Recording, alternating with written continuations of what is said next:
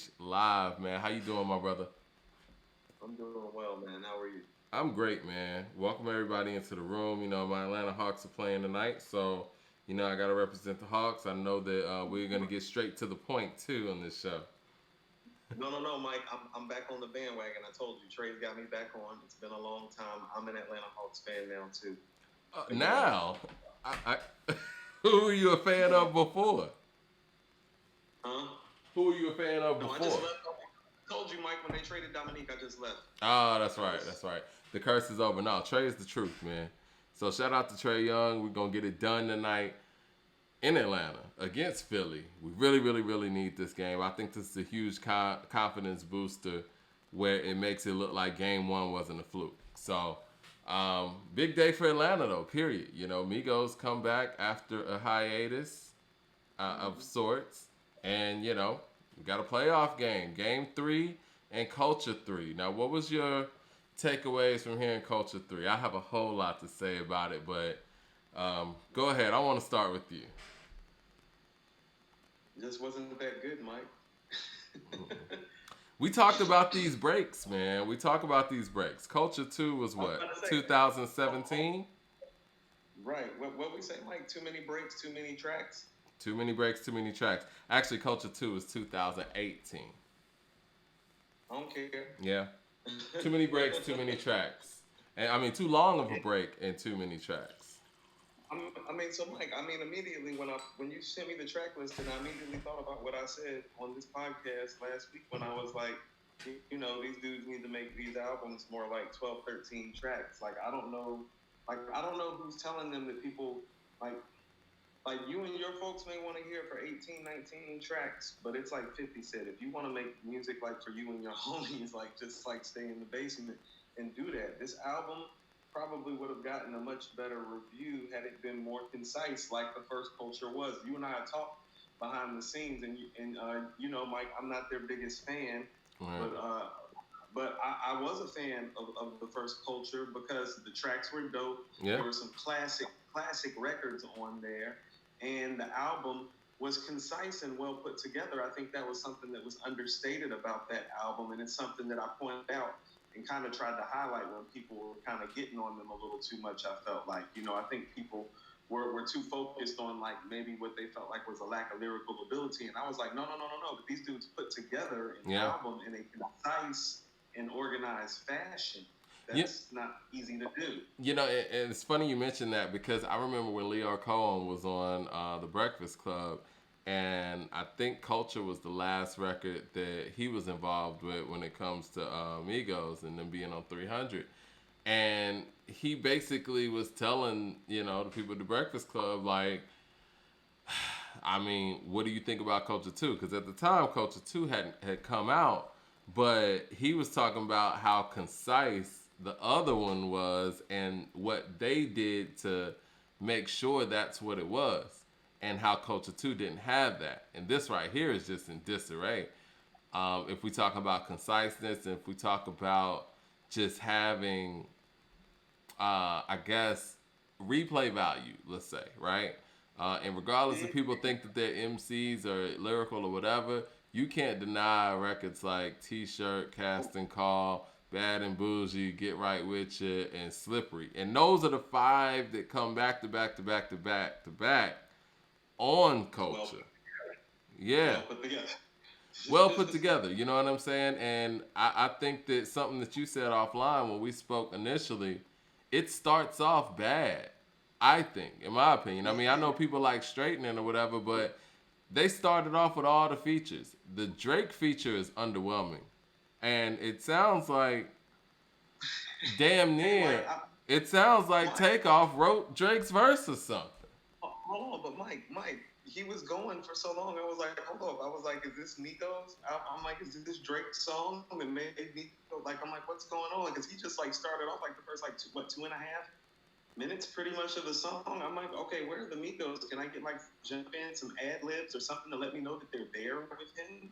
But and that's another thing too. Like, I don't, when you have a group of, so, go ahead. hold on, can I speak to something right Mm-hmm. now? So like even on that Drake verse, his verse was so extended that it's like that was an opportunity for them to kind of like, you know, show some of that chemistry, which is one of their strong suits. Their chemistry is one of their strong suits, Mike. Right, right. And so like, and also their ad libs and their chants are some of their strong suits, Mike.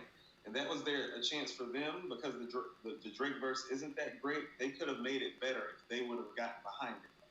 I You know agree. what I mean? They 100%. made it more of a vibe because when you're listening to Migos, it's more of a wave. You're not necessarily listening for lyrical content, Mike. You know, and here's the thing about it too, and it's been going on for a while now, and they've made hit records. We keep waiting for them to make another Bad and Bougie or T-shirt, and that's not about that.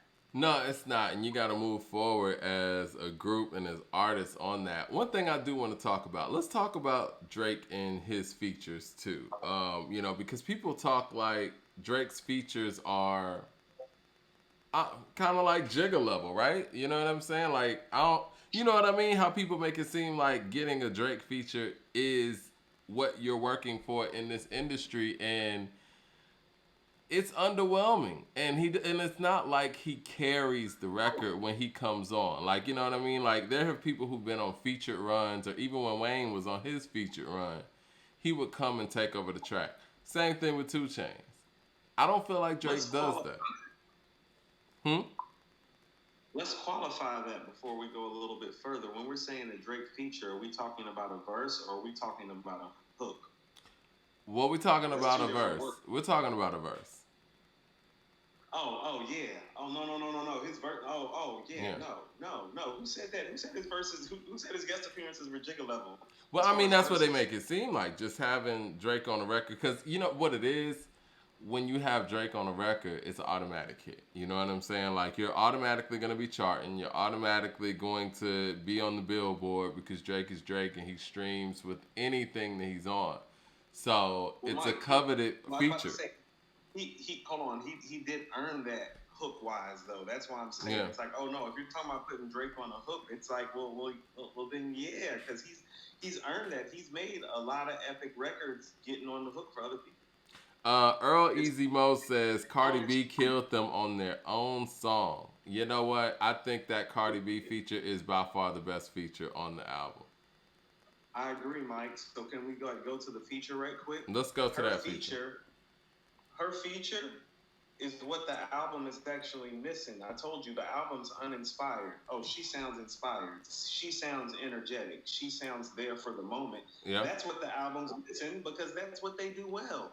And you know what? It's interesting you say that because we spoke about this when the DJ Khaled album came out and how good she sounded on the record that she was on there. Forgot the name of that record off the top of my head, but she sounded good. I actually have some pretty high hopes for what Cardi B has coming moving forward.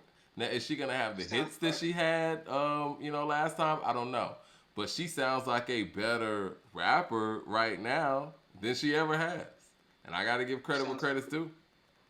She sounds fresh. Yeah. Yeah, she does, and never sounded as good to me. I agree. She's more in pocket with the beat now. Like, she's gotten better. She spent more studio time. Like, you can tell. You can tell she spent more time in the studio working. You can tell, like, it shows in her delivery. Yeah. I agree. But, yeah, I think her feature was one of the shining moments. Let me pull up this track list real quick. Oh, wrong slide. But, yeah. Avalanche, it's cool. You know, I think it's one of those records that could have been better. But, it's cool. It's fine. I guess it's a decent way to start the album. Hold on, Mike. I think that's the theme of the album. Avalanche is like kind of like the theme for the album to me. It's like, oh, it's cool, but it's kind of underwhelming. It is. And especially if you want to go for an epic intro and an intro that's actually telling a story, I mean, I think it could have been better. You know what I'm saying? Johnny Gray says, in Kanye West voice, Migos are cool, but that Lloyd Banks CD is fire. You know what? We need to talk more about the Lloyd Banks too, because everyone all week has been saying Lloyd Banks has the album of the year. Lloyd Banks has the album of the year. We touched on it last week. It's a dope album. Very dope album. And it was surprising too. Have you been listening to it since? I have, Mike. Listened to it since. I have. It's got some replay value, right? I was about to say it. I actually said. I mean, obviously, I mean, Mike, I've been moving and I'm finally settled in. But I told myself like one of the things that I need to do is I need to go listen to Conway's album again and kind of like see where it stands in relationship to Lloyd Banks' album, and Wow. also give the Peter Rosenberg album another listen as well. But those are looking like the three best albums that I heard this year. And I just got done listening to some of that Sky Zoo, and I just got done listening to some of the Polo G. Listen, the Sky Zoo is dope. You know, Sky Zoo is super consistent. His production is there. We didn't talk about the Peter Rosenberg album because that kind of, I don't want to say went under the radar. It's a compilation, so it's more one of the, it's tougher to review and talk about because of the amount of people you got on it. But if you want to talk about a great listen, that is a dope album. And I got to give it to Peter Rosenberg. Shout out to Peter Rosenberg. I didn't see that coming. So I think the word of the day for this podcast might be concise, because what I really thought of the Rosenberg project was that it was just like the Static Select project. Exactly. Except for it was more concise. It's funny you said that because when I heard it and before I was going to call you about it, I thought about the Static Selector album and how you ranked that last year and how difficult it is to rank those type of albums, but you still have to applaud people for putting together dope albums that way because DJ Khaled doesn't do it. I'm sorry. I'm just being honest. The Rosenberg project and the Conway album were the only albums that I listened to this year that immediately started playing again, and I let it play again. Oh yeah. But I didn't have time to do that with the Lloyd Banks. So. Yeah, right. I listened to the Rosenberg a few times over. What is it? Midnight something. I listened to that song over and over. It's yeah. Was that the dude that I told you sounded like he was influenced by rock a little bit? Rock Marciano a little bit? Yeah. Let's see. Jaquez Day says, do we really need more Migos music as a group? I think solo, they're actually better now. You know, I want to get into that too, and we were going to talk about that as well. Culture 3 to me sounds like might be their last album. And I know that we initially were going to talk earlier in the week. Well, we talked earlier in the week, about talking today about how these guys have been able to stay together with the success, no breakups. Quavo just being a great group leader, band leader, however you want to put it. But this album sounds like the end to me. It sounds like you said, uninspired. If you want to correlate it to other groups who are at the end of their rope, it's kind of like the Love movement with Tribe, or Idlewild with Outkast. No. Maybe more Idlewild, but the Love movement was still what I thought a pretty dope project. It was just weak in relationship to what they had done before, but they had done some of the best stuff you had heard before. So with this project, it's like Andre said on Rosa Parks, when the song get to skipping and slowing down, Mike. Yeah. They actually sound their best to me when they're on their North Side shit. It's like, the North Side kind of had like a sound to it. And so and I went back and listened to Modern Day, and you're right, Mike. Modern Day is one of the tracks on here. Murder killed that beat. Yeah. I mean, like you said, when they're on their North Side shit, I mean, that's what made them. You know what I'm saying? And everything else that came with it in the industry, they adjusted to. Like, I didn't like seeing Justin Bieber on the feature. When I saw Justin Bieber's name on the features, I knew where we were going. I mean, Mike, you know what I said when I saw the Justin Bieber feature? I was like, here we go with this happy shit. Like, here we go. Yeah. Rico Esco says the Migos haven't been the same for years. Okay, right. Go ahead. Can we go down the tracks that we actually thought were? Yeah, let's do that. Dope? I think we both agreed type shit was dope, but mostly because of Cardi. Correct? Correct. And the beat? No, the beat. I'm with you on the beat. Beat's like a 7 or an 8 to me. Okay. Modern Day, I went back and listened to again, and you're right about Modern Day. I love that beat. Roadrunner's probably my favorite track. Roadrunner's what I'm talking about when they're on their North Side shit. Yep. That That's Zaytoven what I'm. did that. Zaytoven did that one.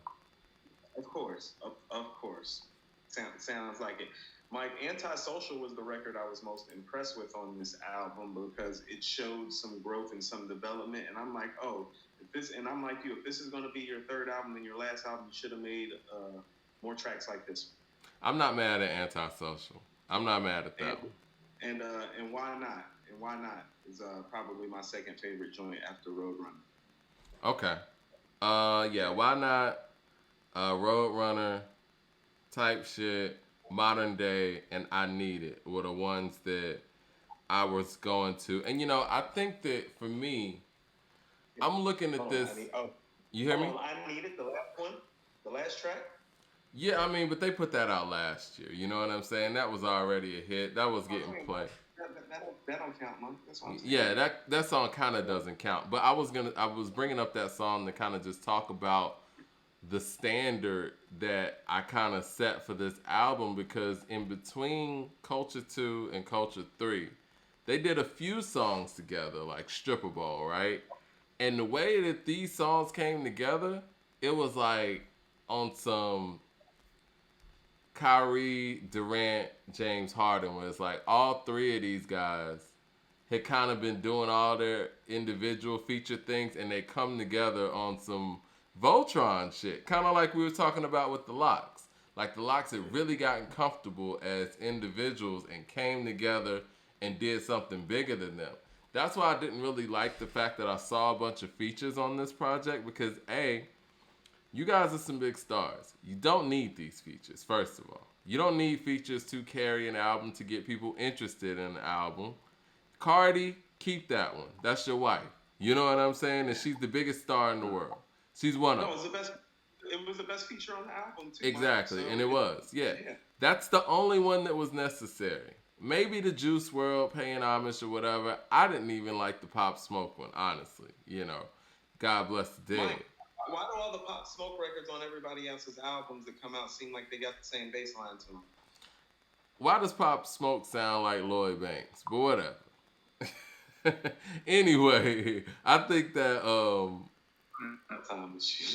I think that NBA YoungBoy feature was organic. That was something that happened, like I said, last year. That could stay too if you want to include it on the album. But first of all, just based on their individual successes and how notable they are as individuals, they didn't need all those features. And we talked about this earlier in the week too. There's not a lot of groups around. And they're unique in that sense. Like on a mainstream level, there's not a lot of groups in their generation. They come from a generation of solo artists. And when you do have a group like that where everyone knows the name of all three guys, don't water down everyone's contribution with all of these features. No one in 2021 is listening to a rap song with 4 verses. They're not. You know what I'm saying? No, okay, so I'm glad you went to the Locks for a second because I did think of them briefly because we've said this before about them. Sometimes the fact that they became stars but not really big mega superstars is one of the best things that happened to them as far as the music making and how organic and how good and fresh and inspired they still sound. They never got too big. And I hate to say it, Mike, it just really sounds like they've all gotten a little too big for each other. And because they've gotten a little too big for each other, it's harder for them to come back together and hit their mark. That's what happened when... I want to piggyback on that because I think that's a great point. I think what really benefits them the most is the fact that Takeoff isn't big like that. It's the only thing that keeps this group somewhat grounded, and it's not enough, like... Every time a Migos album comes out, Takeoff is always trending on Twitter where people kind of rooting for the underdog. Like, I told y'all Takeoff was the best, blah, blah, blah. And they play off of the fact that, he's not the one that gets a lot of features, a lot of notoriety. But they're going to have to, it's just not enough. You can't, it's very hard in hip hop. And I think we spoke about this maybe a week or two ago, maybe when we were talking about Eminem. Hip hop is the streets. And it's very hard to feel like you can straddle that pop line and really please the hip hop audience. And for me personally, I mean, I know their identity as something else. And I thought maybe I'm tripping, maybe I'm being too hard on this album. So I went to the gym, I was playing this stuff. None of this stuff made me want to run. And so when I start playing their other stuff, I start playing Antidote, Ounces, you know what I'm saying? Stuff like that. I'm like, yeah, it's just not at that level. It's just what It's it just is. not slapping, Mike. Yeah, it just don't slap. It's not at that level. Like you said, they sound uninspired, and I don't know, man. What It sounds what like the end. what are people in the chat saying? Does anybody like this album? Is anybody saying positive things about it? I mean, I'm just curious. Woodrow Stockton says that say what y'all want. That Avalanche track is fire with the Temptation sample. Yeah, and see the thing is, man, when people use samples like that, if you're gonna use a sample like that, it's gotta be great. Jay Z text Quavo. Quavo posted it that Jay Z texted him, said the Avalanche was dope and congratulations on the album and all that stuff. They took the easy way out. What makes you That's say what this that? album is. No, this album. That's what this album sounds like. That's what I mean when I'm saying it's uninspired. It just seems like they took the easy way out. It's like this doesn't feel like. It doesn't sound like they pushed each other. It doesn't sound like they pushed any boundaries. It doesn't sound like they. That's what I mean. I think the It's like features and the production does give you that notion that yes, they did take the easy way out. hey, Mike, this is 19 tracks. Don't you have a feeling that like they only recorded like 25 songs? Didn't it kind of feel that way to you? I Like they don't even didn't know put if a they whole did lot of that, work in. man. Yeah. I think they tried to get personal on some of the records, but Yeah. Oh yeah. I yeah. give them credit for it just don't slap, and that's not necessarily what you go to the Migos for. That's why I like Antisocial. I thought that was a good mixture of them kind of getting personal, but still like giving you something you could ride to. But that's the only one where I feel like those dots connect themselves properly. Because other than that, it's like you said, it's kind of in disarray. And you know me, Mike, I'm big on like song sequence and Yeah. organization and structure. And it's like I told you, like the first half of the album, it's like, Mike, it was a struggle. Like Roadrunner, I love Roadrunner so much because it picked me back up, Mike, because I was about to give up. Yeah, yeah. And see, Roadrunner is one of those records where, they went back to one of the original composers, and that's Beethoven. Um, I understand artists want to grow. Nobody wants to do the same thing over and over and over again. But you do have to understand where your chemistry is and where your chemistry lies. And I hate to keep beating a dead horse, but with groups, why do we love groups? We don't love groups because of features.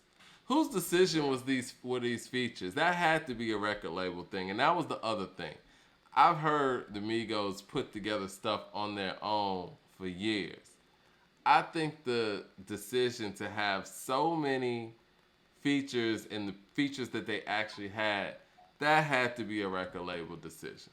It had to be. So even with the track with Future, the Picasso, it's like that's Migos and Future. It's like y'all And supposed that to was like that underwhelming. record. Yeah, it's underwhelming. Y'all were supposed to make that record something. It's like Have they're they ever icons worked in the city together? at this point. Have they ever worked together? I was actually thinking that when I heard the record, but then the record was so underwhelming, I didn't bother to check. That's what I'm saying. Yeah. I mean, yeah. And obviously, them and Lil Baby's not gonna happen for whatever reason, but it's just blaring, man. Like, Riff Mario says a 7 out of 10. Well, I think that's generous. Generous, excuse me. Very nice. I think that's nice. If we're going out of 10, I'm going 6 out of 10, and if we're going out of 5, I'm going 3 out of 5. I think a 3 is giving a lot of credence to those tracks. Yeah. Yeah, and that's being generous, to be honest. That's what I mean. That's what I mean. I think the 3 is almost generous. Because all right, Two was let's more look like a back at. half. I didn't think that it was going to match the hit making power of Culture One, but I was at least expecting. I don't even want to say at least, because again, I had somewhat of hopes before the track list came out for how good this could be, just based on how good I was hearing them from. Racks Too Skinny, I Need It, Stripper Bowl, Frosted Flakes, stuff like that that was in between the albums. I'm like, you know how you can feel an album coming, like between Akumanai and Stankonia, the features that Dre and Big were doing. And, it's like you feel like, okay, well, yeah, they're not fucking around on the next one. And this is a total drop off from that. So, just based on those standards, yeah, man, 3 is super generous. I thought this was at least going to be better than Culture 2. Like, hands down. Like, I didn't think that was even going to be a question. So that's what I was about to say, Mike, because I believe that I thought Culture 2 was like a 3, and I remember getting a lot of flack for giving it a 3. Yeah. Because remember, I did a review for Culture 2. I remember, yeah. And it wasn't very good, but it was better than this, Mike. It is better than this. Because at least it had hits on it. Now, I thought Culture 2 was too long as well. It was, Mike. That was one of the things that I said about that album. It's like, I don't know. They had a very good formula with Culture One, and I'm not necessarily talking about the hit making, No, I agree. I mean, Mike, how big was Slippery? Is Slippery a big hit? Because Slippery was probably my favorite track outside of T-Shirt. Slippery was a big hit. And the thing is, like, Culture 1 wasn't even like, I mean, it could be their best effort. Huh? And you want to know what? Part of what was so dope about Culture 1, too, is they really caught you by surprise. Well, see, no, what I was going to say was Culture 1 was dope on a mainstream level, but they had Young Rich Niggas in their pocket, which was a cult classic. And then No Labels, too. Those records had a lot of stuff on it. No Labels, too, had a lot. Bad and Bougie was different. Like it Bad was. And Bougie was the first. Bad and Bougie was the first song that my daughter ever rapped to. Like, that was the first rap song I ever heard her sing. Big record. Like that. She was like 5 then. And and that again, as big as that record is. Those records, Mike, like 5-year-olds and 50-year-olds were singing that record. And so how does Metro not get a track on this? I need answers with that. We're gonna bring that. No, I'm saying like Metro made Bad and Bougie. Like, how do you not, like, at that point, this man made the most quintessential crossover record that you ever had, and and he made a lot of other stuff for him too, and y'all work together heavily. It's not like this is some outsourcing thing or whatever. Like, how is he not on this album that is supposed to be super mainstream for you? No, Mike. I mean, it's not like it's The World Is Yours situation with Pete Rock, where it's like you got that one track. They've done work together. They've done a lot of stuff together. I mean, him, Offset, and 21 are in a group together. Like, they made a whole mixtape together.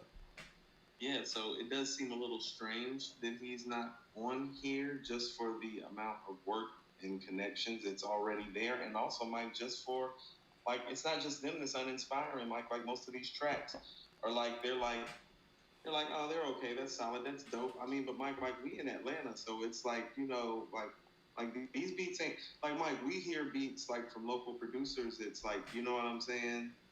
Yeah, I mean, listen, man, the streets of Atlanta, man, Lil Baby has this thing on lock right now, and so for y'all to come with a lackluster effort, knowing that all that's going on, like you said, it's just uninspired. Mike, he just got the streets on lock. Mike, I keep trying to tell you, like, he's a star too. Well, yeah, I mean, yeah, he's at the White House and all that. He's a star. Yeah, he's at the White House and all that, But hold on, let me go down the line with Young Rich Niggas, because I think you kind of sleeping on this project too. I mean, you got Versace on there, you got Adios on there, Hannah Montana's on there, Bando's on there, Jumping Out the Gyms on there. That had a lot of stuff on it. Those records were huge.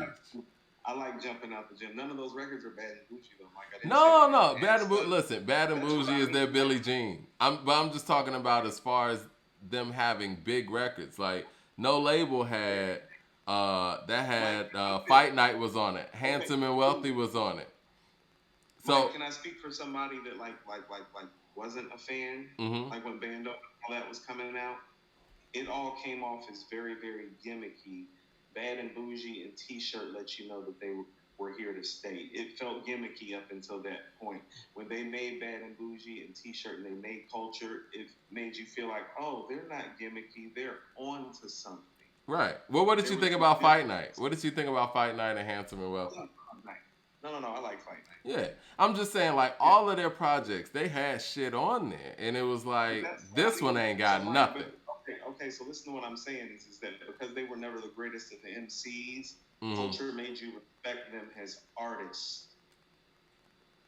Yeah. Yeah, right. And so, and so when your pen game isn't like super tight, like lyrically in terms of what people say, it's very important that like you keep your sound and the things that you do well intact. What makes Culture One dope is the conciseness, which means the projects moving forward after it need to be concise as well. The production is at a high level on Culture, Mike. You got to be funny about your beat selection, even here in Atlanta. But it's like, shit, you got Metro Boomin and Zaytoven. I don't know. Why don't you have them? I don't know. Produce the whole Like I said, I thing. think Murder That's Beats, just me. Murder Beats But, did his job. You know what I mean? Because I you know, think they work I'm really well saying, yeah. together. But other than that, I mean, DJ Durrell's done some cool stuff, but I'm you not need trying to Metro, knock man. anybody on here. I mean, because here's the thing, too. Like, sometimes, like, like, when you go listen to Enter the Wu Tang, Mike, it's like a lot like Method Man, the Method Man beat isn't that great, Mike. But Method Man is. Right. You know I mean, what I'm saying? let's And just keep it real. Like sometimes, if somebody heard the Bad and Bougie beats, yeah, I mean it's a dope beat, but not everybody would have been able to make that song on it. And see, right. I've So, heard so the that's what. story of how that song came together, and that song, from what I've heard, I randomly ran into Metro's little brother, and he was talking, but we were just talking about music. But it sounds like that song came together off of the chemistry that Offset and Metro have, and they were just in fucking around in the studio with something, and raindrops, drop tops came. You know what I'm saying? It wasn't one of those things that was just super planned like that, and it's just a chemistry thing. And like you said, when you have chemistry with people, dope records come out, and you want to get around those people that you have that level of chemistry with. Like Um, I told you, I think it's their strongest trait is the chemistry that they have with certain producers and also with each other. And I that agree really with you. does come, that comes from spending time with each other and knowing each other. And obviously, the time becomes where everybody becomes men and you move on and you have your own lives. But you have to be able to go back into the studio And that that's what chemistry back together, and that's what the locks do, and that's why I thought, like, that's why I was bringing up the point. It's like, oh no, no, no, they've done that repeatedly over the year, mostly mixtape wise, but now like with the last project, yeah, Well, see, that's what I was thinking was gonna happen because again, I heard that chemistry on Stripper Ball. I heard that chemistry, especially on I Need It with NBA YoungBoy, because the back and forth with Offset and NBA YoungBoy, it was impressive for the fact that they're not even in a group together. But that back and forth with Quavo and Takeoff on that song, it's seamless. And so I was expecting that level. You know what I mean? Like, I think this generation of hip hop or music in general, the way music comes out now and as fast as it comes can be a gift and a curse because when you give people a sneak peek at something, then standards are set. I think it really helps that people like Kendrick Lamar and J. Cole does this too. They don't let you hear anything. You hear it all at once. So you don't have any yeah. standards. You know what I'm saying? It's like, okay, you're going to hear all this at once. So you're just going to be judging this blanketly. You know what I mean? They don't sit there and let a song linger to the point where you're like, everything's got to match that. You know what I'm saying? No, you're right. I think those things really can hurt you in this fast pace of music unless you're just continuously coming out with enough stuff where people forget what came out a week ago. But that goes back to what we were talking about with these long hiatuses. And man, I mean, See, so I okay, so the long breaks is what's forcing the long album too, it because is. they're feeling the need and the pressure to have to give their fan and their core and the people a bulk of songs because they're the Migos and they have a certain stature and status in the game. And what I'm saying is that to hold that stature, it's easier to go back to what works when you've reached the heights that they've reached already at this point. I'm not talking about in terms of the songs. I'm talking about in terms of some of the things that make you good. Your chemistry, your Right. organization, structure, your conciseness, your beat selection from your producers. Because you're right, Mike. Bad and Bougie isn't like it's not like a come clean or you know what I'm saying, or one of Timbaland's best beats or anything like Right. that. But chemistry, Mike, you can hear the chemistry. You can hear them vibing together. That's what I'm trying to tell you. That's what makes you like them is that you can feel the way that they vibe together. It makes you want to vibe with them. When Yeah. you lose that, it comes down to, oh, well, how dope are you as an MC? How dope is the song? And that's where we are with them now because that vibe isn't there. So Well, you now know, it's just coming down to, well, how dope are they? Do they really sound? How dope is the record? So there's about on a 19 track album. I mean, what we go through about 4 to 6 songs. mm-hmm. That's not a three. You know I what I'm saying? Not on a 19 track album. I want to go back to what we were talking about with these And it's hiatuses. songs, Mike. And it's not intros and skits and stuff. It's 19 songs.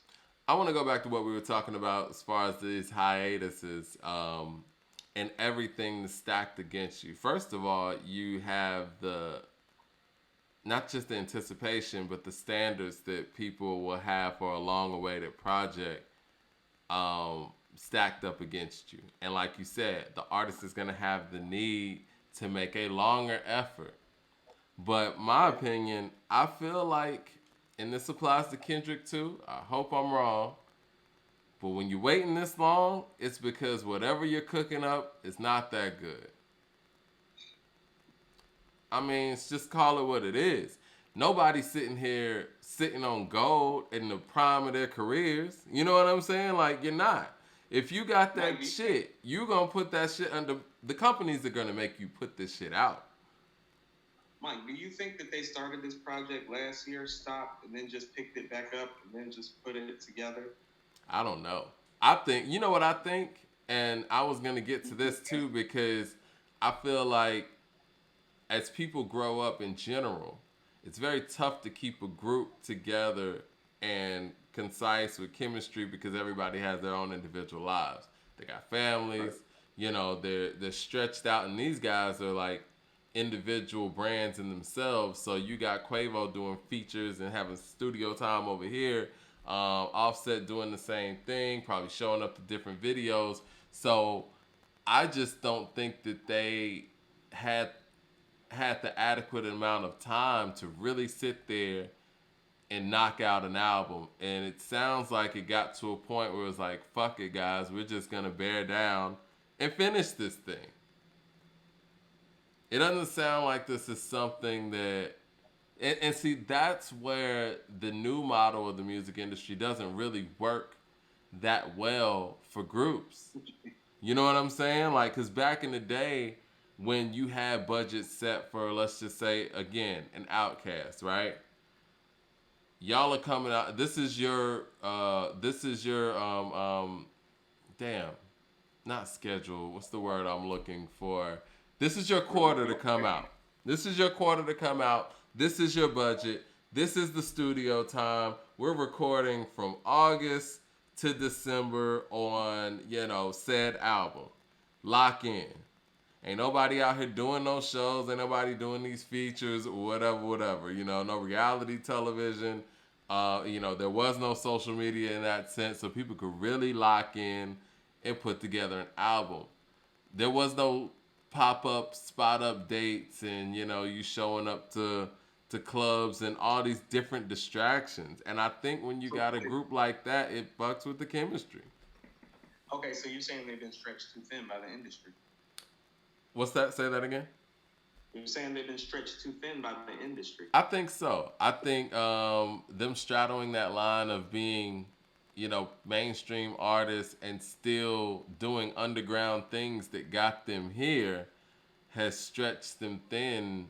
And, of course, you got family and all that stuff, too. Obviously, Offset has a whole nother situation where we were talking about maybe 6 months ago. I think he's a big part of Cardi's career too.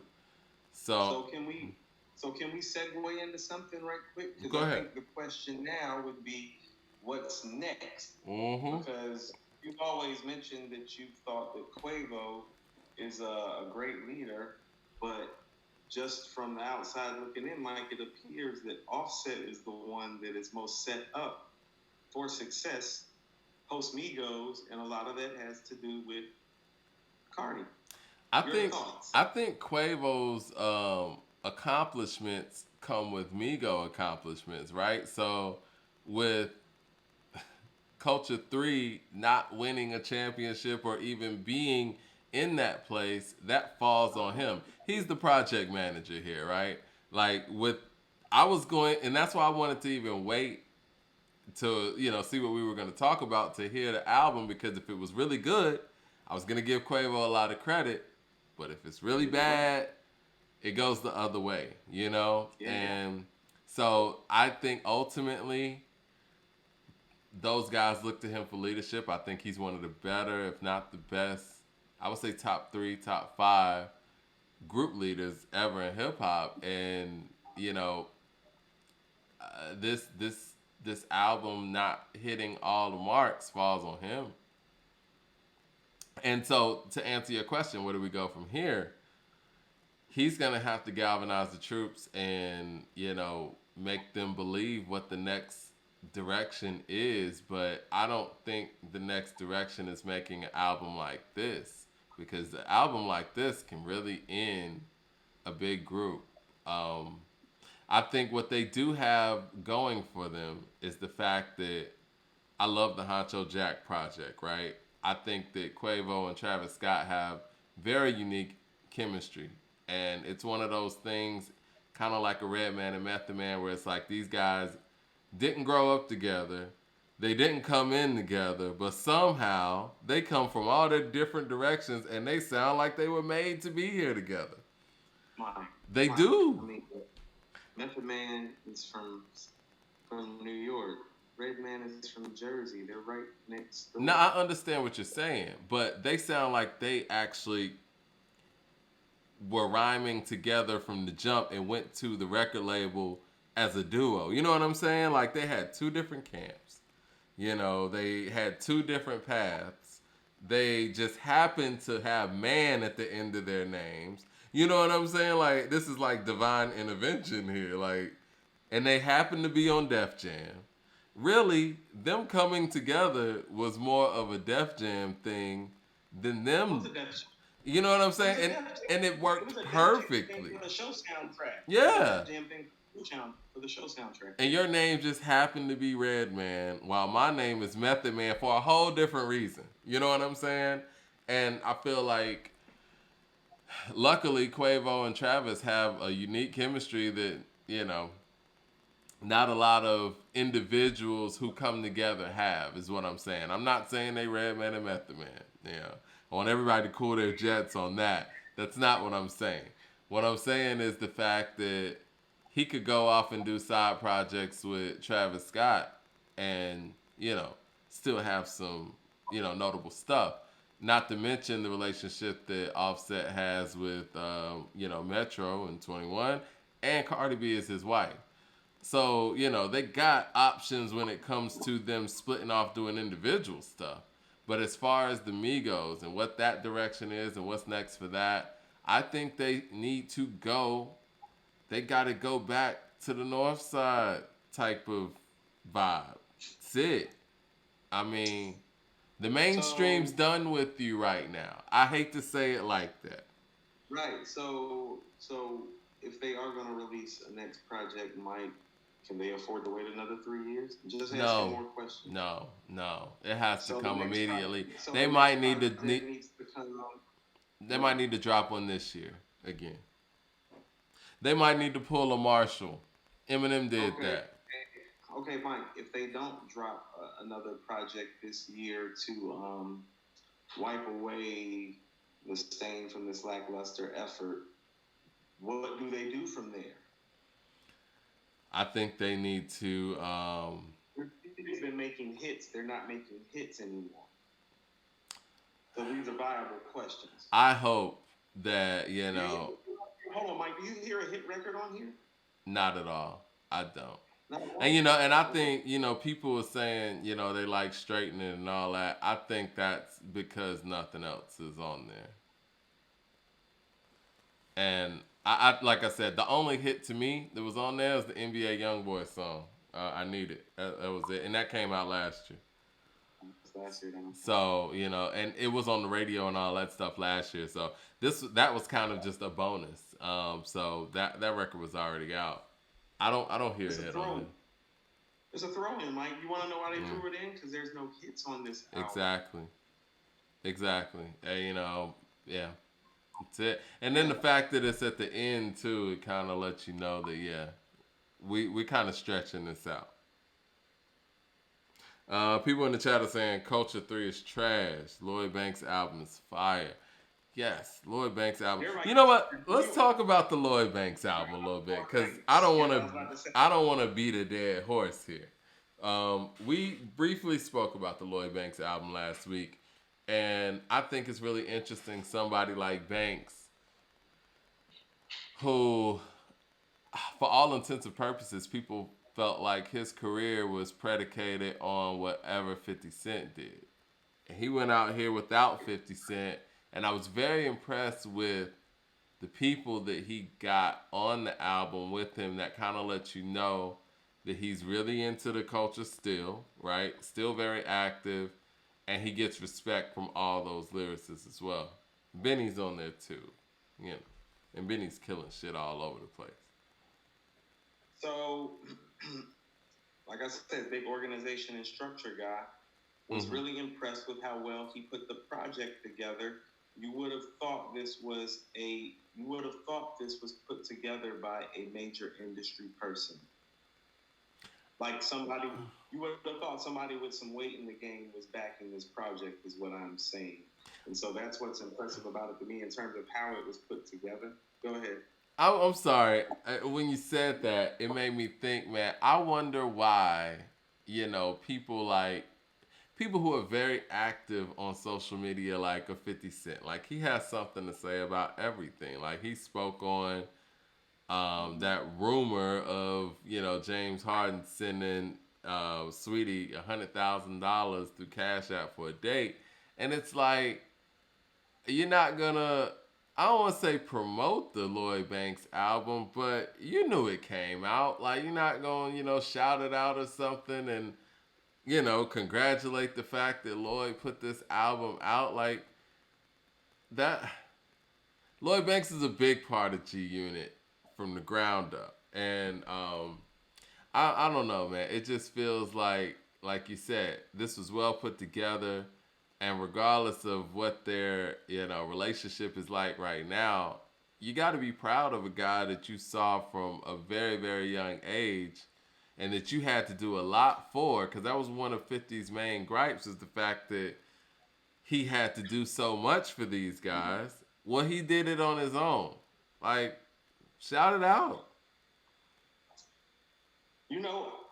It's a very, very impressive album, Mike, and you want to know what the most impressive thing about the album is? It's him. Mm-hmm. He's impressive. He's commanding on the album. He's commanding at a top-notch MC level where you're following what he's saying and listening to him and riding with him, and he's telling you a lot. He's filling in a lot of gaps about what's been going on if you're not familiar with him, and it's just a really well put-together project. It's an album of the year contender. I told you, like, when I went back and listened to it again earlier this week, it made me think. It's like, okay, I need to go listen to Conway's album again. Is he a front runner for the album of the year, or you still got Conway in that position? I think Conway's highlights are still better. Like stuff like 200 Pies is still better. Mm-hmm. But I think overall, from beginning to end, probably this would be the album of the year right now so far, in my opinion, based on what I've heard. Yeah. Yeah. And it's kind of like his opinion. But I also think Conway's about to drop another project. He is. About to drop a and Pusha T says he has album of the year. That's what I say. I feel like, do you feel like Benny's project had a lot of replay value, or do you think he needs to drop something again quick? Um, Bugs is solid, so I'm not gonna knock it. Mm-hmm. It's coming from the Bugs series, and so it's just not. That's what I mean when I said that there's no Crown for Kings on there. Right. There's no tracks on there that you're gonna want to hear 2 years later. Like when Crowns for Kings come on, like I still let it ride. There's nothing like that on Plugs too. I really like Plugs I met, a lot better. And, it's 38 Species did his thing on there. You know what I'm saying? It was Plugs 2 is dope. But like you said, it's those Yeah, moments. like if I was like ranking it right now, I would probably there's the Conway album, Lloyd Banks, the Rosenberg Project. Mm-hmm.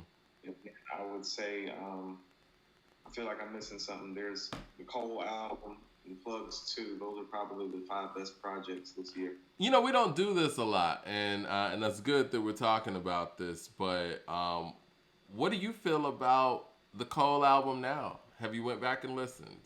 Is it something that has replay value? I think that we should do an episode where we actually go back and revisit these albums and see what the replayability is like, because we normally start reacting to them the day they come out. But I think this is a good time to kind of do some of that. Like, what do you think about the replay value of Cole's album? It's what we thought it was, Mike. It's a solid project. Mm-hmm. The songs that we thought were gonna stay have stayed, and the rest of the project, it's got some moments. He sounds dope. It just doesn't stick. I don't know how else to say it. I It don't doesn't want to stick sound the like ribs. I don't want to sound like the angry old guy, like nothing's great and all that stuff. But yeah, we just haven't gotten it yet. And again, the Rosenberg album is one of those albums that, yes, I'll go out there and play stuff on it. But again, it's a compilation, so it's a little Mike, different. you're not being like the old man. It's like it's like the homie Mallah. It's like what she told me a long time ago when I was much younger. It's like when you know what the standard is. It's like you uphold the standard. You don't deviate from the standard. Yeah. You hold other people to the standard. You don't change it. And it's like the standard is to make classic hip hop music. And if you're considered to be an upper echelon MC and considered to be a top MC from your era, those are the standards that you're supposed to be held to. Specifically, I remember her referencing specifically Nas and Scarface and Rakim when she referenced that. Like, I expect to hear classic shit from them. But see that, and that's why I always get pegged as being the person that's super hard on Nas, because I know what his high level is. You know what I'm saying? And I'm not gonna sugarcoat anything that he does that's not up to that level. Now, again, I don't expect him to be Illmatic, but I know the level of Nas that gets me excited. Pause. Just briefly on that. Yeah. I guess my thing with you is I don't have a problem with you being hard on Nas, because you should expect him to make classic shit. But I think for me, with you, like, because I know the type of Nas records you like, I think you're missing a lot of his great records. You know what I'm saying? Sometimes, because it's not your thing necessarily that you want to hear from Nas. That'd be my thing. That could be the thing, and it's like he does something so well that it's hard for me to listen to anything outside of that. It's like, Mike, it's like I don't want to hear Jay do Hey Poppy, but I really like Hey Poppy. I love Hey Poppy. It's a dope record, mostly because of the beat. But, he rocked it. No, he rapped. Yeah, he rocked it. But yeah, I mean, so like when we talk about Pray for Paris, right? Like I hear Pray for Paris now, and we've talked about this show after show after show. It's special, man. And shit, even I was sending you some of those West Side Gun songs that came out. Stain, which is on the Rosenberg. Didn't even know it was gonna be on the Rosenberg. What was the other one? It was like Jane something. Anyway. It was Jane? Huh? Yeah. Yeah, go. I mean, you could tell those records are like the production is different. It just is, man. And there's a level out there, and anything outside of that level, it's like, okay, we could talk about it, we could critique it. Like I think that Lloyd Banks album is dope. That's something that I'll go back to, listen to. But when we talk about a level like a Pray for Paris, or even Alfredo, or from King to a God, it's different, man. And Well, the saying all classic that to album. say, as dope as I think Benny is, Benny's my guy. I just don't think he's reached that yet. He's reached those moments. Like rubber Hold on. bands I and think weight is a moment, you know what I'm saying? But it's like I think he has the ability and skill to do this the whole project. But I don't think we've seen that yet. you want to know what, Mike? I think you think Tana Talk 3 is a classic. No. But I think that it has some classic moments. It's you. We agree that's still his best project, right? It is. But Yeah. it's got some classic moments, Mike. It does. And wait, 97 Hove Mike. Yeah. Yeah. Rick came on my playlist the other day. I was like, ooh. I was like, oh yeah. I was like, It's it's his best effort. Yeah, it's his best effort. And, so and the only thing. So the only thing Benny is really missing is the classic certification because like Benny's actually made. He hasn't made as many classic songs as Westside or Conway, but he's made some classic songs. He's made a few really dope projects, Mike. I feel like Tana Talk 3 is a great project. Is it? And I feel like Plugs 1 is a great project. Is it like? Is it? I guess out of the realm of possibility, or just too much to ask to want him to make a Pray for Paris level record, or from King to a God level record? And honestly, from King to a God is dope as hell, but it ain't Pray for Paris. And so, Mike, Pray for Paris has like the nuances of a classic. I told you, Mike, from the intro to the outro, he's doing classic stuff. Like the whole bidding thing. I told you, Mike, classic albums have certain things. When I told you, Mike, when I looked at the artwork on the front of Pray for Paris, and then you sent me the screenshot of the songs on the back, I was like, okay, the album's Pray for Paris. He got the whole European, Renaissance era style wow. painting chain hanging on the logo of the dude who done cut off the head. He's piecing it together, and then you flip on the back, Mike, you see tracks called Versace, Eurostep, French Toast. Yeah. It's like, oh, hold on. It's like, oh, now you're excited to hear it, and then you hear it, and he does what you expect him to do. It's a beautiful moment, Mike. I told you, like the last song, that's one of the best endings to an album in the history of rap. He said have him tap dancing on the blow, Mike, and then he went and hired a tap dancer to tap dance over the beat to end the album. He was thinking on another level. And you know what's so crazy about that record too? First of all, it came out, what was that, April of last year. It's 2021.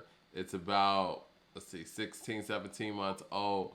It feels like it's always been here. You know what I'm saying? Like when I listen to Pray for Paris, it gives me a feeling like this came out 3 years ago. Like I feel like I've been listening to it for longer than I have. You know what I mean? And on top of that, he dropped 2 other quality efforts, 3 altogether. 2 other quality efforts, and they're dope. But Pray for Paris makes you forget that he did that. You want to know what, Mike? You want to know why too? Pray for Paris is really, really personal if you listen to it. Yeah, it's different, man. It's personal too. Yeah, it's a standard. Yeah. Like Pray for Paris is his We Made It moment. And so he's reflecting on a lot of things that have been that are not anymore. And he's reflecting on them in a masterful way. Like from track selection, beat selection, song sequence, intro, outro, guest appearance. No. You rhyme over here on this beat. You over here, like putting Freddie Gibbs on 500-pound ounces. You know what I'm saying? Yeah. I mean, look, beautiful. And respectfully, I think that Lloyd Banks album is dope. But what I'm looking for right now is for us to get an album in 2021 at that level. I don't think we're gonna get it from a mainstream artist. I don't. And what makes Pray for Paris important in 2020 as well, and 2020 in general, so important. It starts off the decade, and the decade, it you have to start off strong because wherever you start, that's gonna control what is gonna happen from there on out. Because I feel like, all right, we've already closed that chapter of the 2010s. I mean, even with people putting out these Mount Rushmores and all that, and I hate to say it, love the Migos and all that, I think that they're starting to become a thing of the 2010s. This is a new decade. And that chapter over there is closed. It's like the 80s when, when the 90s came, not a lot of people were able to sustain and keep that same momentum. And I think that's where we're at right now. And it looks like the underground or the independent artist is the one that's running the shit. The mainstream guys aren't running it anymore. I don't think a mainstream hip hop artist is going to make album of the year. I just don't think any of them have it in them. Cole tried, and he really tried. Lil Baby would be the only one that would come to mind that I think has it in them to make something that's going to be comparable to what I think Conway or Pusha T is going to drop, but it's going to have to be exceptionally produced and it's going to have some monster singles on it. Well, I guess Pusha T is technically a mainstream artist, but he doesn't. He tags along all of the grassroots approaches and the grassroots players too. He's kind of like a hybrid in that way. So if he does it, that's a win for everybody.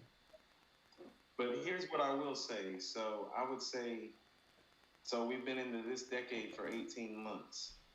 Yes. According to us, according to hip hop, we've only called 3 projects a classic, and 2 of them have come out of the same camp. That's from Pray for Repairs, From a King to a God. And then the third one would be Alfredo, who is somebody, Freddie Gibbs, who's linked to the camp. At least, they do a lot of work together and are obviously, pretty close-knit at this point because they're all over each other's projects consistently now at this point. When you go listen to those 3 albums, there haven't been 3 albums like that have attained a classic status since the early 90s.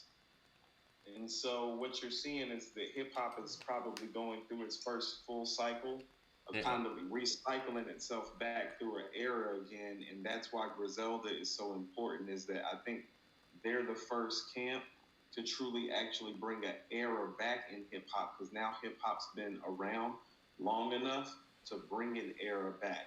And they bought the era back independently without the label's help. It's like Bad Boy needed Arista, Nas needed Columbia, Pac needed Death Row. These dudes are kind of doing it for themselves, but they're recreating that feeling, and it's showing, so it's a mark of it. And so when you're talking about, oh, well, Kendrick can't just come back, it's a different ballgame now. Oh, you're right. Go look at the 3 classic projects. Like, Damn sounds nothing like them. Hip-hop is back in the streets. As good as those 3 projects. Hold on, and Damn's not as good as those 3 projects. Do you think Damn's better than either of those 3 projects I named? I don't. And I think that Damn was promoted very well and it was put together very well, but that was 2017, and I think that when you talk about the replay value and how often you go back to Damn or don't go back to it, that tells the tale. But hip hop is back in the streets right now, and I think that Kendrick's a dope MC, but we talked about this before too. I think he's more of a technical guy. I think Kendrick is very Eminem influenced. I think when it comes to patterns and go ahead. No. Go ahead. I was gonna say when it comes to patterns and structure and basically putting albums together almost on a theatrical level, it's like you could tell that he's thinking on those lines, right? He wants to make everything like on a technical level perfect, but that's not what these guys are doing. They giving you some raw shit. I think that Kendrick can rhyme, and I've heard Kendrick on some raw shit, like maybe the what is that that remix, the Black Lip Bastard remix or whatever, when he was on some raw shit, and he shines. But again, I think that these mainstream artists are afraid to get dirty. And they're going to have to if they're going to sustain in the current climate. So I think Kendrick's biggest chance for victory, per se, or I would say in this climate, is to kind of he's not gonna win doing what Conway does. Like Conway is a whole problem for somebody like Kendrick in the sense that he's somebody. Oh no, he's lyrically capable like you are, and he's rooted in the street elements in terms of how he speaks it, and thereby a lot of the time it's more entertaining. Like here's what I mean is like Jesus Crisis is more entertaining than Feel, but lyrically they're on the same level. So he's a problem. You feel what I'm saying? Yeah. Jesus Christ is a more entertaining record than Feel, and lyrically they're on the same level. So Kendrick is gonna have to kind of kill these guys softly. And what I'm saying by that, when I mean kill these guys softly, I remember one time, like I think Fat Joe said this about Nas when Illmatic came out. He said what was so special about Nas to him is that Nas wasn't rapping loud or screaming or being super aggressive over the beat. He was just rhyming his ass off and literally out rapping everybody. That's what Rakim was doing too, yeah. Right, and so Kendrick is gonna have to come back and kill him softly. Like you're not gonna scream on Conway like or Benny or Freddie. Like he got Lemon, he got Jesus Christ as Juvenile Hell. Like he, but no, I don't think Kendrick does that. You know what I'm saying? Like Kendrick gets in that whole saying, so, theatrical Eminem and Nicki Minaj type of split personality voice. See, that's what I'm saying. That's not going to work, though. That's what I'm saying. Because of what they're doing and how rooted in the street element it is, it's going to come off a little gimmicky if he does that. That's why I brought up Feel. He needs to make more records like that. He's going to have to kill him softly this time around. I mean, I don't know if Humble works in the same way in 2020 as it in 2021. Excuse me. And just those genius conceptual records like Duckworth. He's somebody that is like Nas in the sense that he makes genius concept records. Yeah. Those always win. Now, like how much a dollar costs, always going to win. Where you said that the Migos' strongest suit is their chemistry. I think Kendrick's strongest thing is his, the way he's able to put together themes and his concepts. Yes, his conceptualization is his best asset. That's his best asset. And he's a very underrated storyteller too. But the way he tells stories is kind of rooted in, his conceptualization. Where would you rank him as a storyteller all time, Mike? Because I think he's a brilliant storyteller. I think he's top 10 off the top of my head.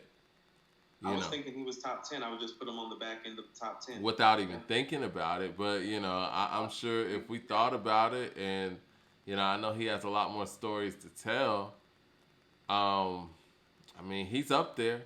What do you think is his strongest suit when it comes to storytelling? Because I know Nas is very detailed. Ghost and Scarface are very emotional where you feel their stuff. Ice Cube, similar thing. Like, what do you think is his strongest suit when it comes to his storytelling ability? Is he a detail guy? Like Nas, it's the detail-oriented nature of the concepts and the delivery of it and how he executes it.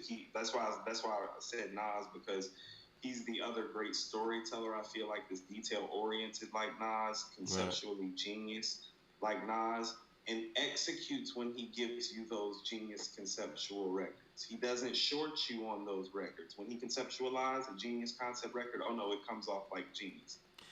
I don't really know where Kendrick needs to go from here. I guess, like you said, Phil, but again, he has a responsibility to deliver hit records too. So he kind of straddles that line where he is a mainstream artist who does sell a lot of records. He's successful in that way. He's gonna have to do festivals because festivals are opening back up, and so he's gonna have to have some hit records. And I don't know how he's gonna be able to straddle that line with the climate change, because what Griselda does, they put out so many records that you don't even care about a hit.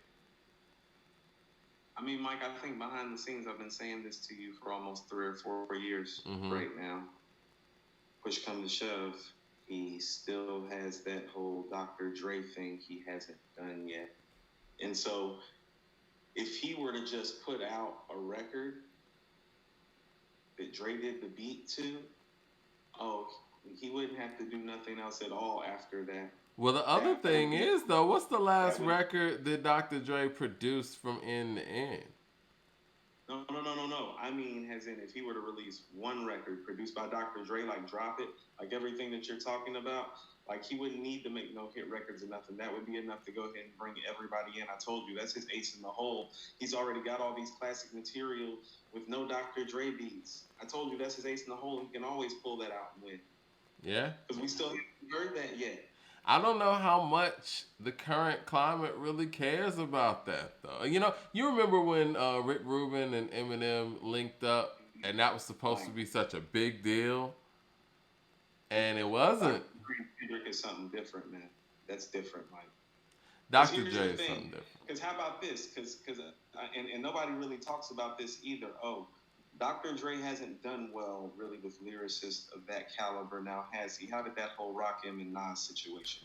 You know what I feel like would happen though if they did put out a song together? I feel like it would be I feel like it'd be like one of those retro things where it'd be like them recreating the DOC or something. I feel like it would be a recycled situation. I don't see Kendrick and you know, maybe I'm wrong. I don't see Kendrick and Dr. Dre making something fresh and new that no one's heard before. I think that if they were to make something together, it would be some recycled stuff. And I don't know how well I do. You don't think, Mike? I still think the day that's going to come that they're going to get in the lab and we're going to hear an album that's actually executive produced by Dr. Dre from Kendrick Lamar that probably has anywhere from 4 to 7 Dr. Dre beats on it. I do believe that. I don't know if we got any still DREs left in them, man. I don't believe it. I mean, again, I believe it when I hear it. I mean, still DRE is pretty high bar, Mike. I mean, I didn't say still DRE. But again, I mean, the longer Kendrick waits, the higher the bar gets. It's been since 2017. We talking four full years. Like that's like if Nas then dropped. It was written in '96 and didn't come back around until 2000, and he still hadn't come back. You know what I'm saying? Like it's too big of a gap. The expectations are getting higher and higher and higher. He should have dropped something and just went ahead and dropped a dud or something. But again, it begs the notion that whatever they're creating, it's not good. I think we're going to be finding out soon, Mike. It's June. We don't have a classic album yet. We got 5 really dope projects. A couple of them I think are great. I don't think Kendrick's coming out this year. Huh? I don't think Kendrick's coming out this year. Oh no, he needs to come out this year. I don't think he's coming out this year. I don't see it. I mean, he's coming out this year, man. He's coming out this year. And if he does come out this year, you think he's gonna have album of the year? You think it's gonna? I told you before the year started, my prediction was that Pusha T was gonna have the album. Right. And I'm riding and I'm rocking with that. This is the first time he's ever taken a break, so he's fresh. That's frightening. But Kendrick's album is gonna be up there. I think Conway's God Don't Make Mistakes is gonna be right there with Pusha's album. We'll see if there's always somebody that comes and surprises you. Like Mike Alfredo, to me, not only is a classic, but it surprised me. I'm still playing Alfredo. I told you, Mike, Alfredo is a classic. So I think we still have a record coming from somewhere, from somebody we know. Could be from Benny. I mean, I think the Rosenberg record was surprising. I would love to hear Method Man drop an album, Mike. I would love to hear that too. I didn't hear him from Meth. I think the Rosenberg was surprising. I think that I agree with you. I would love to hear a Method Man album just based on some of the warm ups that he's been doing. When you look at Lemon, when you look at his appearance on the Rosenberg album, I think that would be a very surprising album if he were to put it out in the right way. Again, not too many songs. You know what I'm saying? Make sure that production kind of matches what we were, what we've been hearing. Hey, you want to know what, Mike? And he's been such a big star for a long time, and I hope he's just like gonna do it like this. Just go be on some rap shit. Yeah. No hits, nothing. Don't even be worried about that. If it happens, it happens. You know what Let's I mean? go. Because he's epic on the mic. Yeah. He And is. he sounds Yeah. as good as ever. You know what I'm saying? Like, I'm a Ghostface guy. I think Ghostface is, one of the best ever. My favorite rapper, my favorite Wu Tang member. But both of them on the Rosenberg, Method Man sounds like the Method Man that used to jump on those Pete Rock albums. You know what I'm saying? He sounds like the guy that used to jump on the Flex albums. I don't.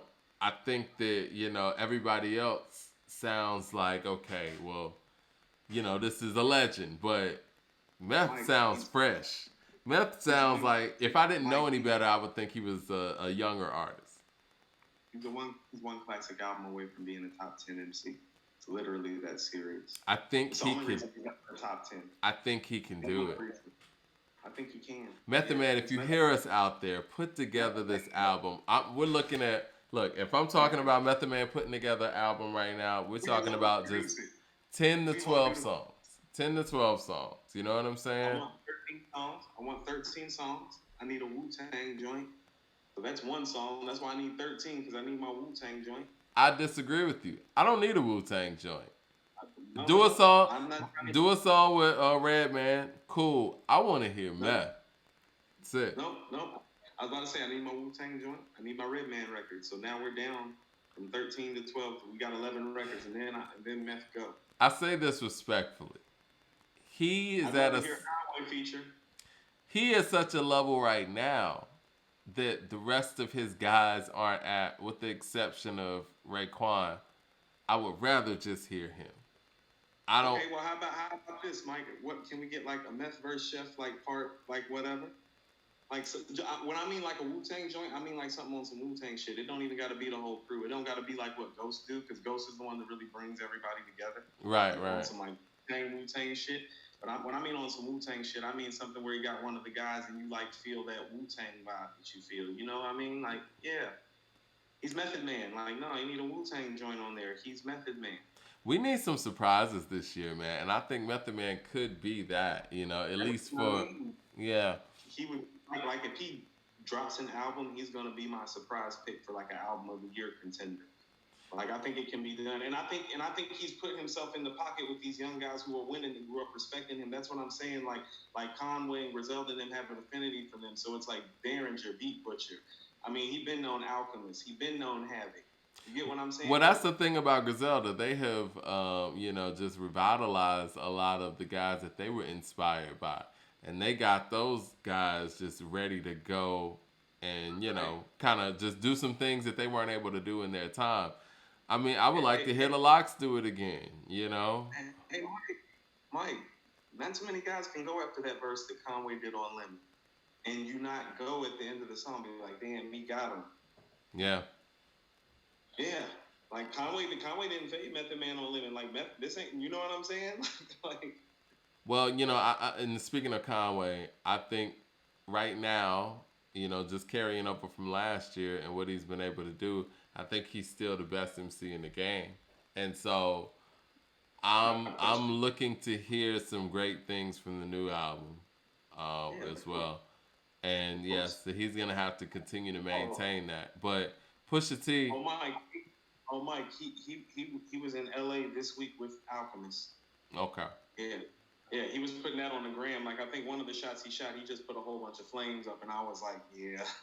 Yeah, I mean, it's what it is, man. Like, it's a beautiful thing. I think hip hop is in a really good place. I think it's in a transitional place for a generation that's never dealt with transition before. But the guys that the rhetorical names that we always would say, like the Kendrick Coles, whatever. They're moving seats. Like they're not the guy anymore. Well, I mean, hip hop works like high school in a lot of ways. Traditionally, it's like about every 4 years, new crop of students come in.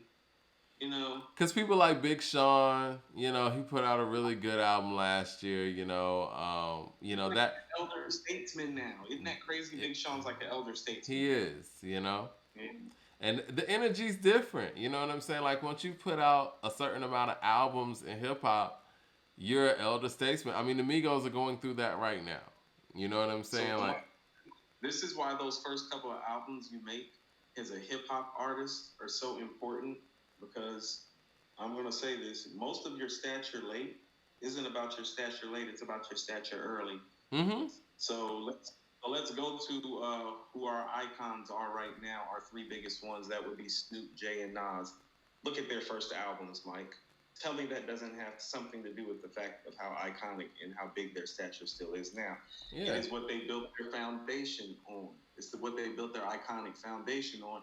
And so, what people need to understand is that most of our icons that sit at the very, very top have made iconic shit. That's how it really, really goes at the end of the day.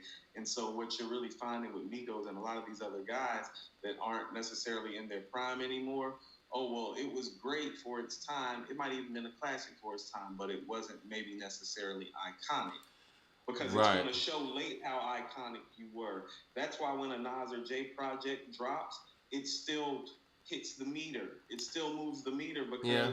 because oh that nigga made Illmatic. Oh, he made Reasonable Doubt in the Well, future. yeah. Oh, he made false tapes. Like he made B-side stuff that's better than other dudes' album stuff. That's that guy. Yeah, and that's why Nas is able to go out there and do an Illmatic show like whenever he wants to, and people are still interested. Like you can go out there and do "The World Is Yours" with the, with the National Symphony or something, and unfortunately, I think that I could be wrong. I hope I'm wrong because I like the Migos. I don't think they're gonna be able to be out there doing Bando and Versace, well Mike, into their 30s. Kanye, Kendrick, like look at it. Like Rakim, I was just Game. looking at Kanye performing Jesus Walks. I want to say it might have been like last year, like right before COVID, when he was doing a lot of those Sunday services. And he can do that record forever. He can do Jesus Walks forever. It's Think about timeless. that's what I'm saying though. It's like Scarface. It's like when people think about Scarface, they don't think about the hits. They be like, he made the diary. Yeah. I mean, when you talk about certain things, it's one of those things that just, lasts the test of time. I think that, love songs don't get old. Everyone's always going through that. If you're talking Right. about Jesus and Jesus walks and just spirituality, that's Right. something that anybody at any level of life can actually appreciate and listen to. Those things don't get old. Right. And it gravitates to people, Mike. I mean, the first thing that gravitated me to Good Kid, Mad City was that it was called Good Kid, Mad City. It was easily relatable immediately. Oh, I knew exactly what the album was about to be about. I knew exactly where he was coming from. It was like, oh no, put that shit on. Kendrick's different though, in a sense where it's like, obviously he has great records. Great records make up a great album, but his albums are more so critically acclaimed than individual songs. You know what I mean? If that makes any sense. No. It makes perfect sense. And But it's what I'm like, saying is, it's when you look at the people that have been icons for their times, you can go to the material, and it's usually on the first, second, and third shots that you hear it. It's rare that somebody like Lil Wayne or Ti, who hit their mark on Tip's case, I guess you would say second, third go round, and on Wayne's case like fourth, fifth go round. Yeah. That's rare that somebody reaches iconic status, and it's that late that they make something classic. And so like people really need to be working on the craft, is what I'm saying. What would you say that Kendrick Lamar's not album, his song that kind of carries the most weight as an individual song that describes him that people identify him with? Like when you say Kendrick Lamar, what is the song that is most notable for that individual?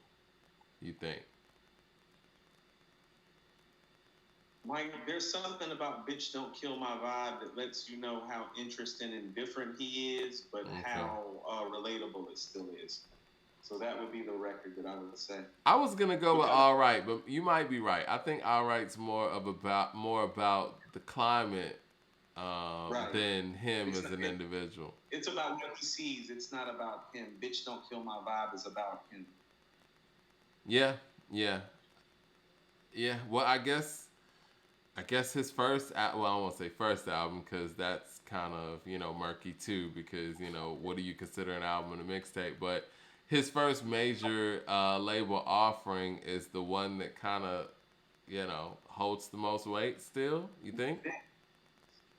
It does. That's what I'm saying. It's like, so the best thing that somebody can do in rap to make sure that they have a long, long career, or they can even be talked about 4 years after their last project, is to make the great material early. It's gonna stay. Kendrick ain't made an album in 4 years, and you may not think the music is coming out in good mind, but the fact of the matter is the fact that we're talking about how long it's taking him to make an album is kind of it's kind of a it's kind of a mark of his legendary and iconic status. The fact that we're like, man, this thing came out on music in 4 years. Like, what's going on with Kendrick?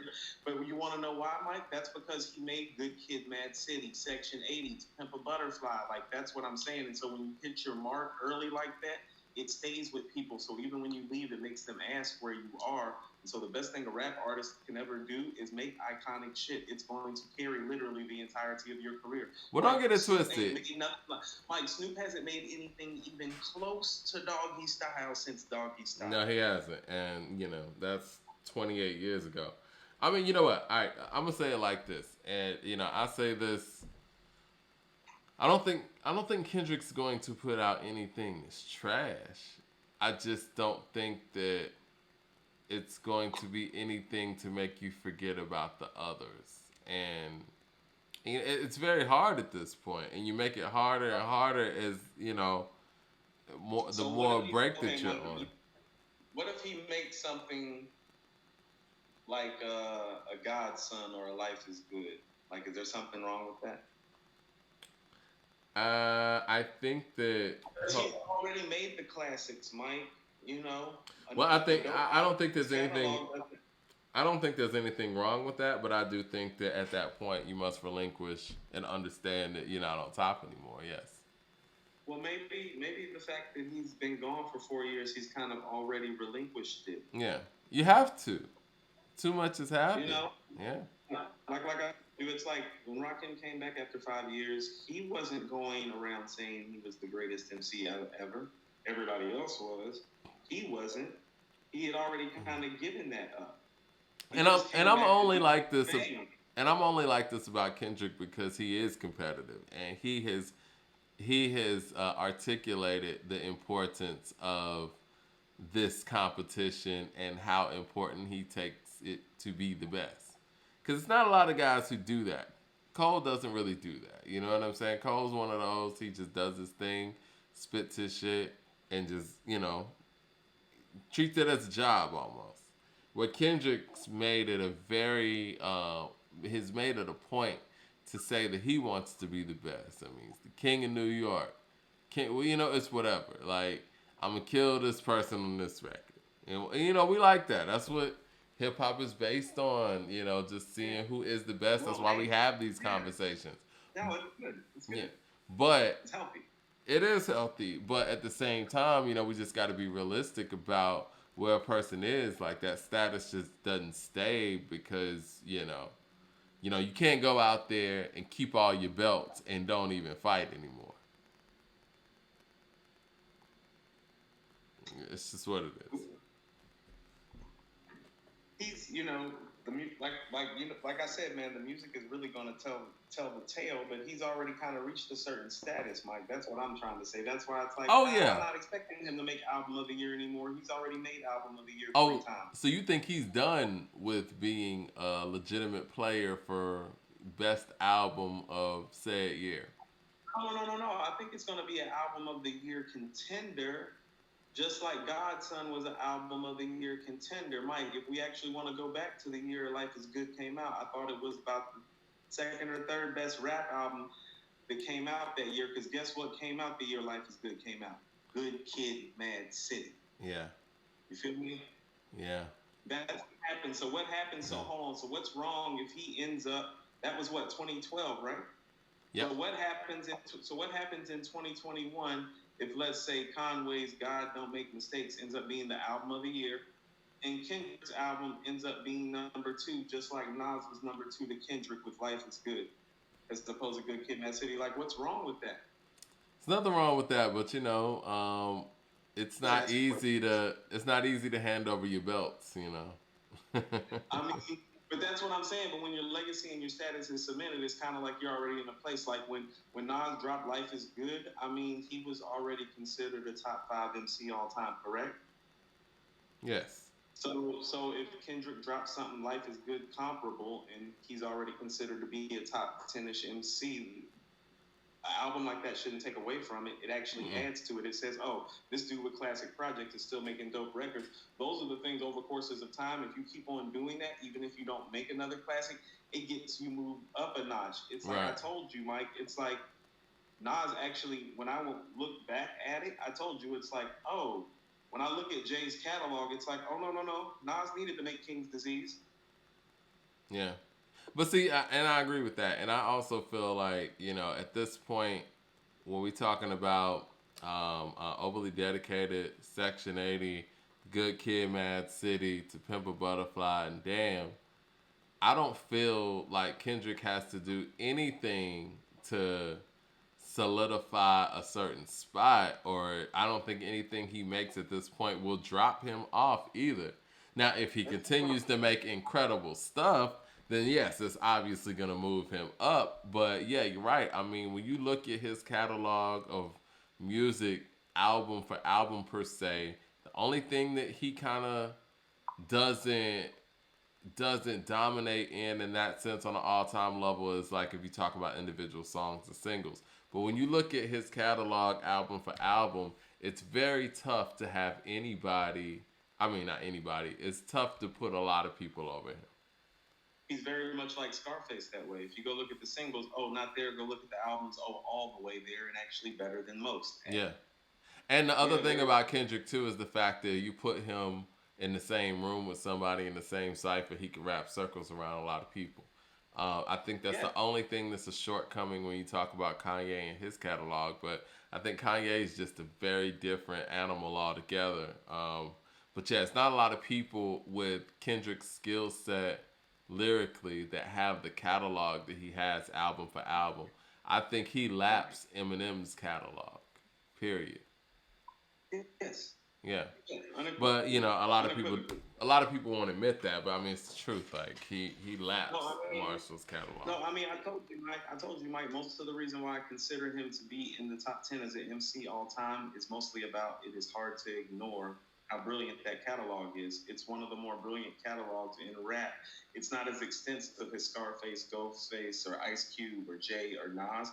But if we're just talking about the great shit that's in there, it's as good of about 4 or 5 albums as you're gonna find from any artist that belongs in the top 10. Yeah. And what I'm saying is that over a course of time, I think, how about this? And here's a fair way to frame this.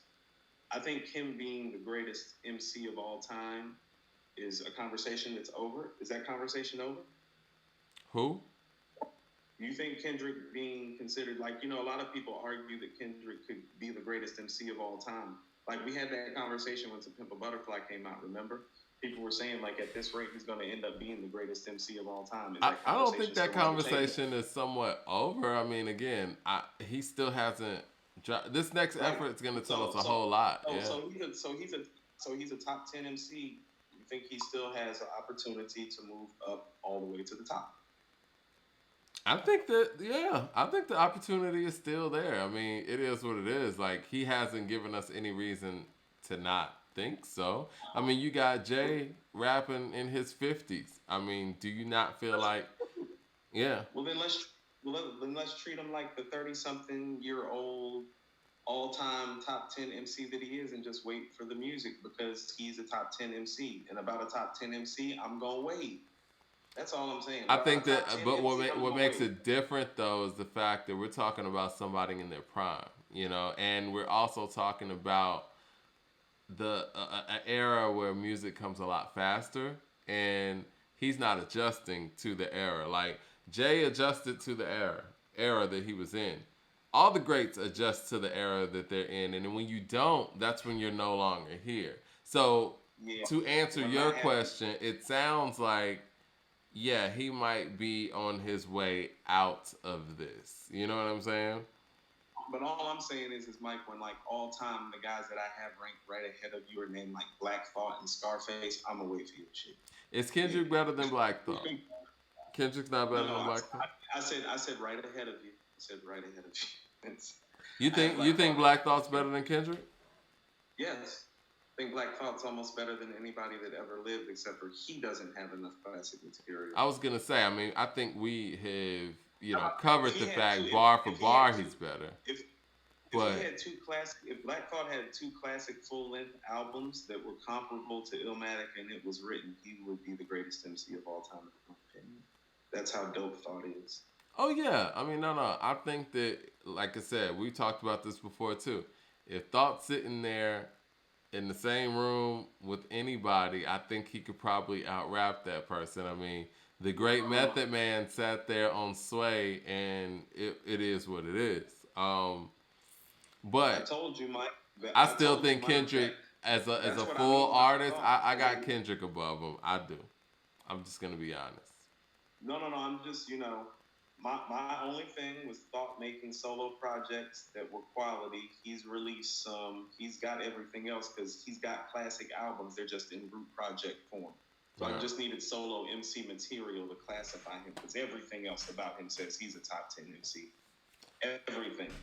Well, I don't know. You, Mike, that thing with Method Man, I told you, Mike, that's the difference from the person that's ranked first in the class versus the person who's ranked 10th. Right. All right, well, shoot, let's end on that note. I don't know what's coming next week, but we kind of went over a whole lot this week. If there's not anything new this week. I'm still waiting. Huh?